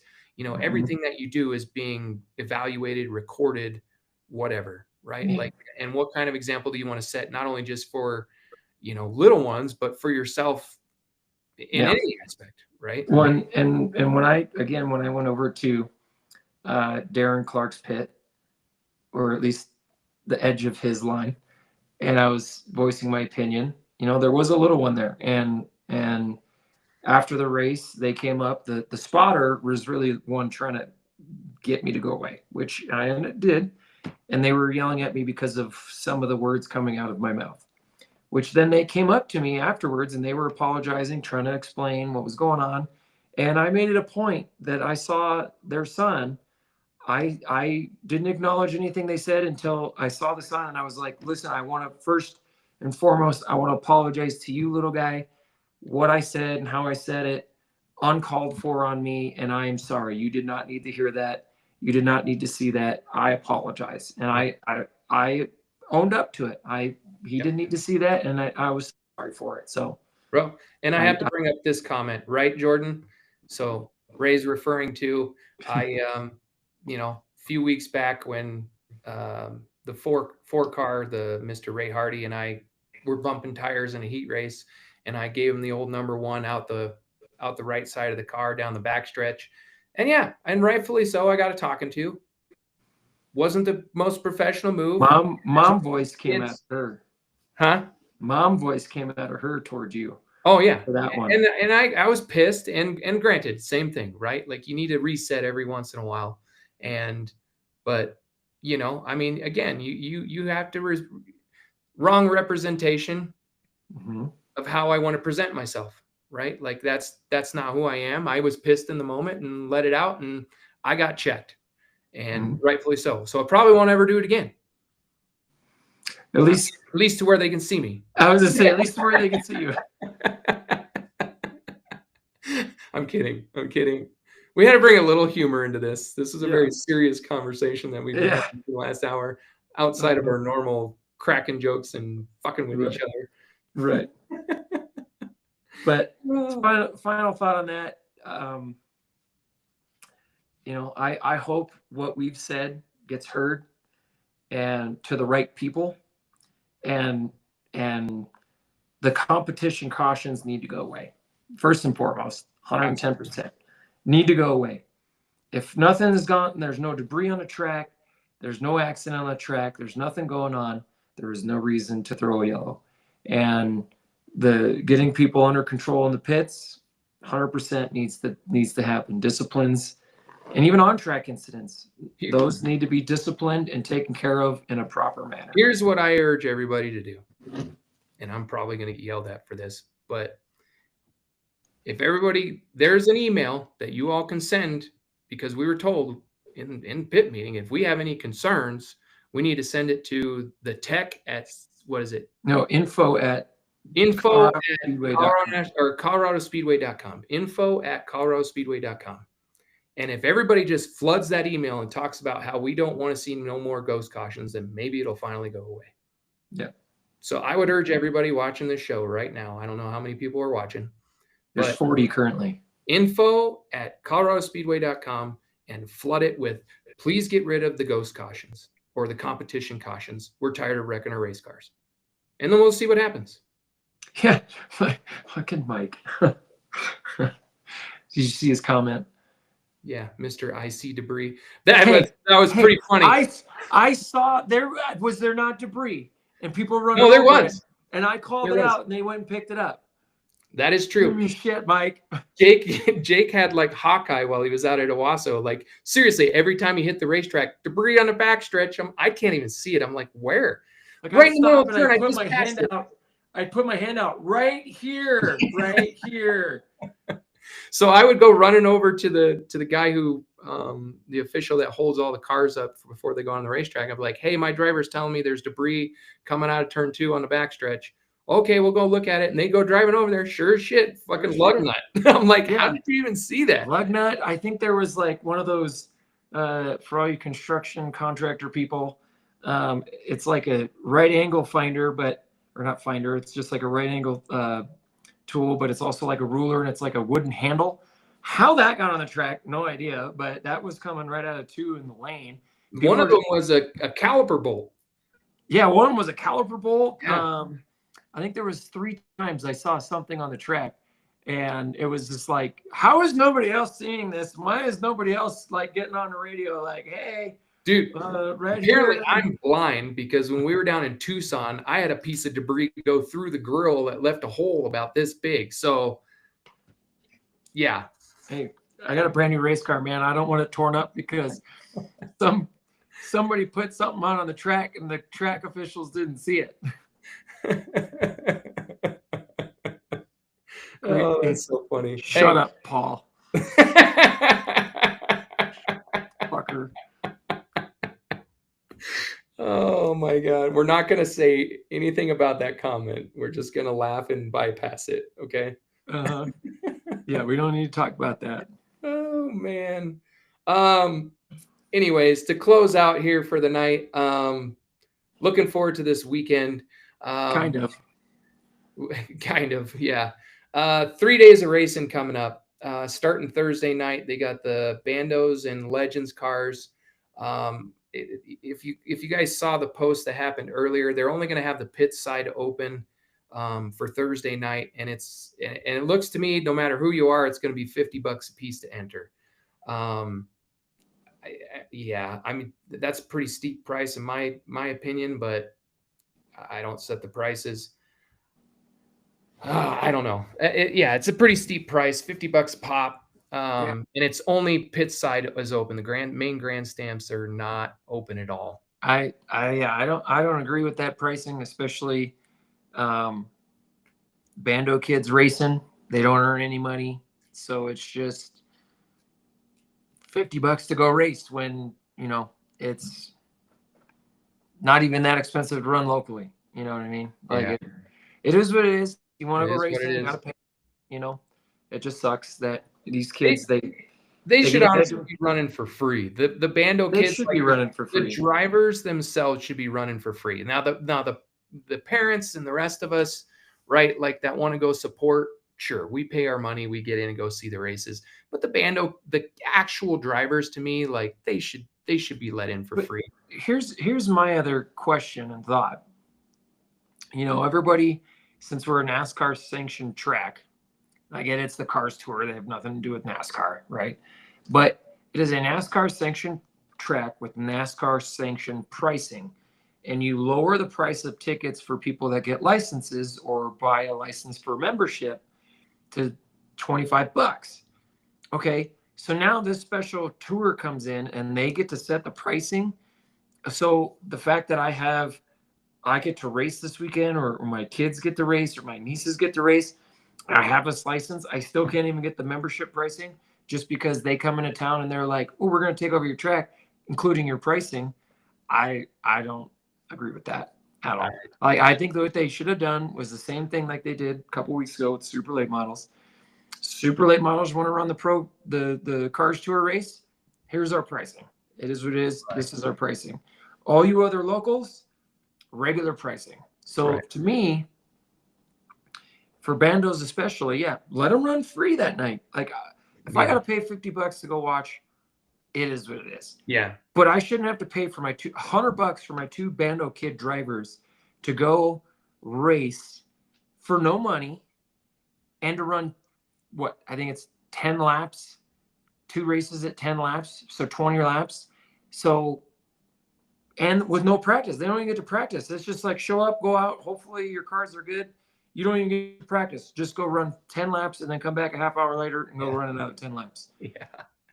Like to me, I don't agree with that. But well, and it's the funny thing is it's a local points race for those kids too. So it's like, you want to have them go participate because you know what I mean? Like they're in championship implications for those kids. They all want to do well and win a championship and whatnot.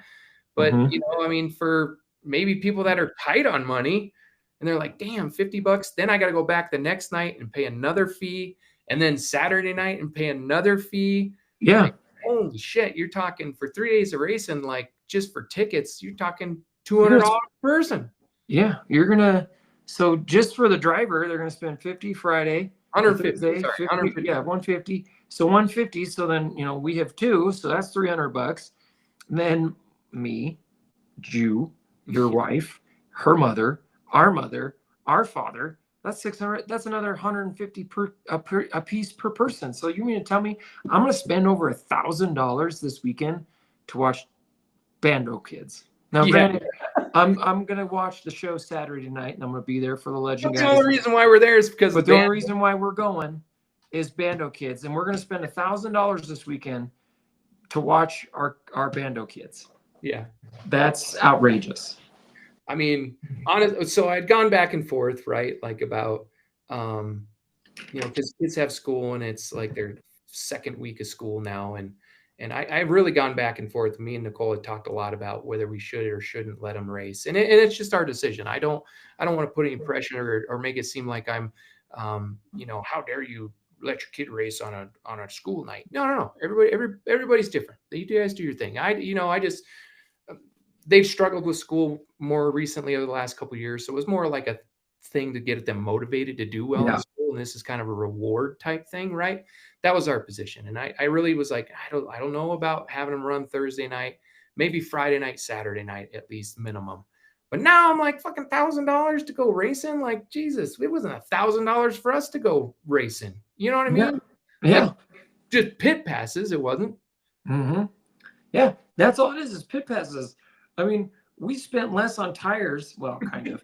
We spent less on tires, I know, than we did on tickets. Like for this weekend, not just last weekend. Like we spent less on tickets last weekend than anything else. Like I think for the whole weekend, for all of our crew to be at the track, all the days we were there, including my transponder rental for the 2 days, was like $500. Yeah. For 6 people and a transponder rental. Yep. And actually, no, the registration was $100. I had to pay that the Friday morning. That's a registration fee. That's right? just a registration fee. We're talking pit just tickets, pit passes. Yeah, pit passes and everything for the weekend. Yeah. Was $500. Yeah. And this weekend we're going to spend a lot more than that. Crazy. I mean, it's crazy. I'm not blaming the track here. I hope that comes across that way. I'm not blaming it. It's this is the cars tour taking setting over. the prices for this. It's like the cars tour. Yeah. Do you know how you make $1 million in racing, right? Yeah, charging everybody an arm and a leg to come watch you. Hey, what are you doing with your 401k? Pull it out. Let's go racing. Yeah, right. Oh, that $6 hot dog you had last week? Actually, we're going to make it $9 for this week because we're going to take $3 of it. Oh, man. But anyways, 3 nights of racing, bandos and legends on Thursday night. You got the bandos, legends, and super stocks, correct? Sorry, Pure stocks on Friday. Pure stocks on Friday night. I think there's one more. Do the trains race Friday night? There's something else that races Friday night. On Friday. Let me look it up. So yeah, it's the trains. So it's legends, bandos, and trains on Friday night. Then it is the pro late models, legends, bandos, super stocks, and figure eights on Saturday night. Another 5 divisions. And the pro late model. Saturday night. That's going to be crazy. And get there early, people, with Keelan and Kevin racing this weekend. It's going to be packed. Tell your family, tell your friends, anybody that you know is coming this weekend, get there early, because it's going to be another pack show. Well, and they put out like a preliminary list of, I think, of drivers that have signed up, and there's actually a pretty good lineup for pro late models. I was kind of worried, to be honest with you, because we don't have pro late models here, right? Like, so I wasn't expecting a ton of local drivers to be signed up so far. So let me pull up that list, because I think the only one. What? Everybody's laughing at you that you almost said Bedgens and Landos. Bedgens and Landos. Yeah, I'm sure. You know, what can I say? I got a screw loose. Yeah. So yeah, I think there's only two. There's two people signed up from, well, One. one. There's only one signed up. Brett Now. Yackey. Yeah, now Brett Yackey's gonna make his go at a pro late model here this weekend. So good luck to him. I'm maybe there'll be another one or two that'll show up, but so far there's 1, 2, 3, 4, 5, 6, 7, 8, 9, 10, 11, 12, 13, 14, 15, 16, 17. So 16. 16 cars that are going to be showing up. Not bad for the first time ever, like pro late models coming to town, and you know, two really prominent drivers, and Kevin and Keelan Harvick. I mean, Yeah. if I had to So- bet, if I was a betting man, I'd put my money on Keelan right now. Right. So I don't know if you're seeing this, but a lot of people are commenting that they asked the figure eights to reschedule, and a lot of them said, "Fuck no." Good. I'm sorry. You put me on the schedule. I'm not fucking. You know what? I have my schedule. This is when we're supposed to be racing. Don't tell me to move, or don't ask us to move, just because you guys don't know how to handle your schedule before the season starts. Well, I mean, that's a great point. But I would love to know when this conversation was had. Was it? I would assume this last weekend. Okay. I would assume Saturday. They probably brought it up and said, "Hey, can you guys would you guys like to reschedule?" And I hope to God everybody was like, "No."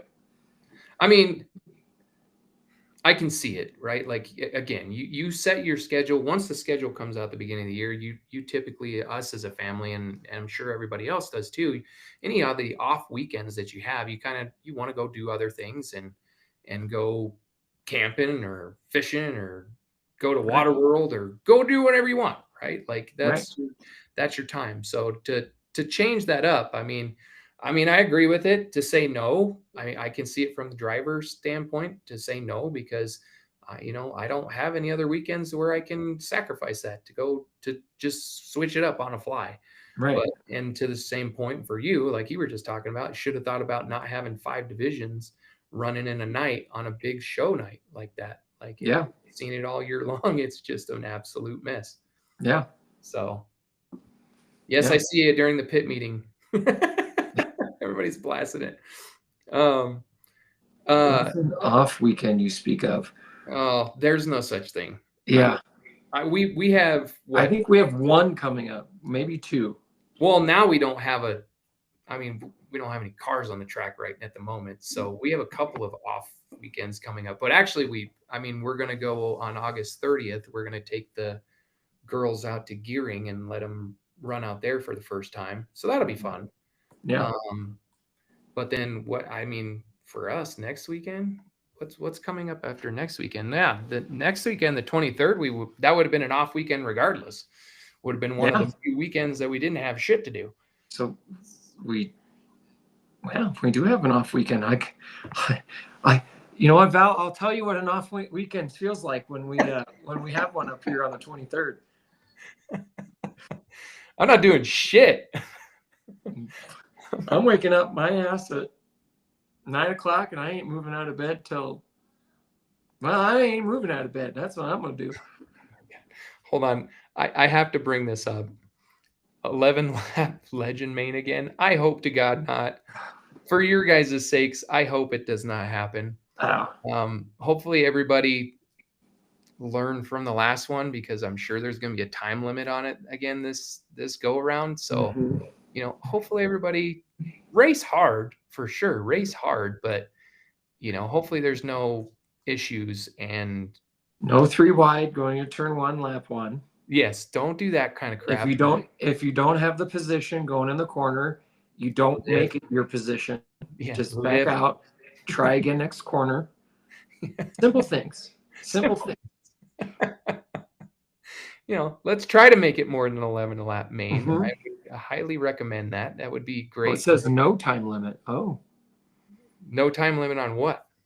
The Legends. Which night? I don't know. I could see Thursday night not being really a time limit, but maybe Friday night and Saturday night. Yeah. Oh, Tiffany's watching. You don't want early time off like us. Yeah, no, we don't want early time off like you guys. Hopefully Nick's doing really well. We were talking about you guys earlier, so Yeah. Oh my you God. need to let me know if you. I want to know if you guys saw the video yet. If you're still watching, Tiff, let me know if you've seen the video. Hey, did we get those hot dogs? No, I know. Son of a bitch. We're gonna have to give her our address and have her send I it. know. Yeah, send them glizzies over the mail. I finally learned what that was this weekend. Yeah. Oh, the Maine all nights. Oh, okay. Well, hopefully we'll see what happens. Yeah. So for context, everybody, what we're talking about with these hot dogs, we seen it. Oof. I want to see it. I just gotta, because I was in my car when it happened. If you have it, let me see it, please. Yes, I'm sending those hot dogs in the mail. So apparently there's some hot dogs in Michigan that are like the best hot dogs you'll have ever eaten in your life. And for a year, Tiffany Lakota and I have been trying to get together to get these hot dogs so we can have them, and just haven't had the moment to where we could get them. So we were told about them on what, Thursday?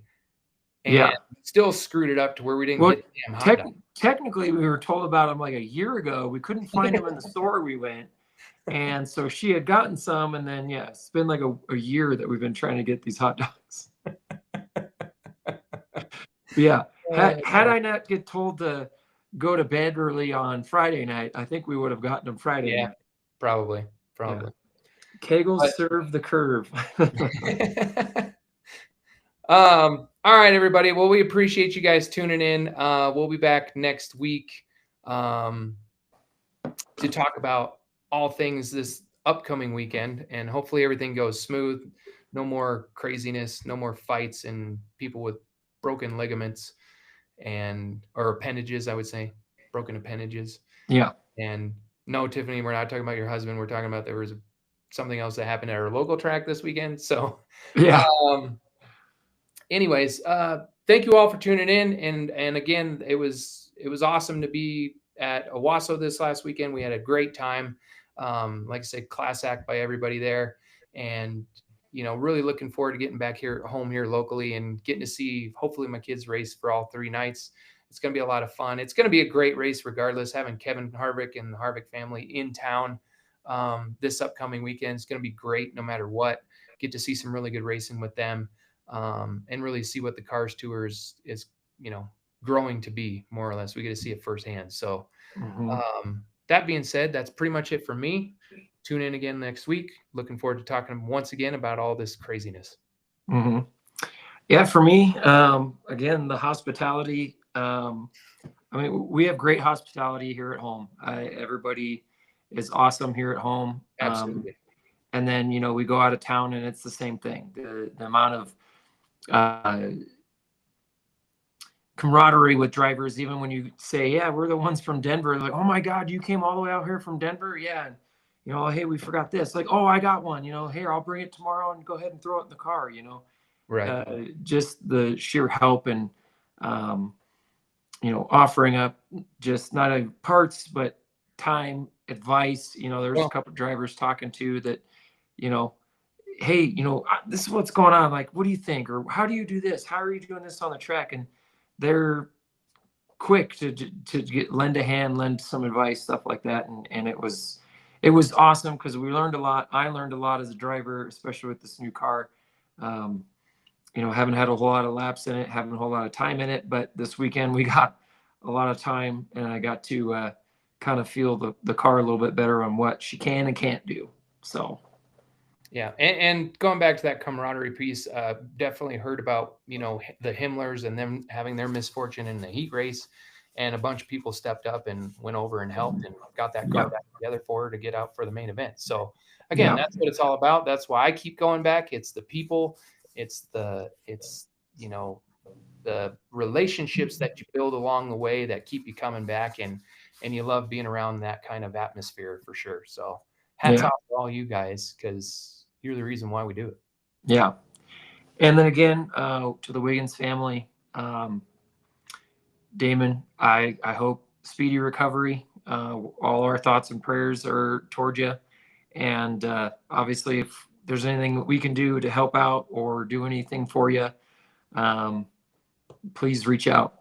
We have no problem helping out in any way, especially with Casey and Tyler. If you guys are needing some extra hands, we would love to lend a hand. So hopefully everybody has fun this week. Thursday, Friday, Saturday. Yep, we're all going to be there. And looking forward to seeing everybody's bright and beautiful faces again. All right. From us at Hitting the Chip, thanks for tuning in. Appreciate everybody's support and following along with the show. And come by and say hi to us this upcoming weekend. Yep. So until next time, take it easy, everybody. See ya. See ya.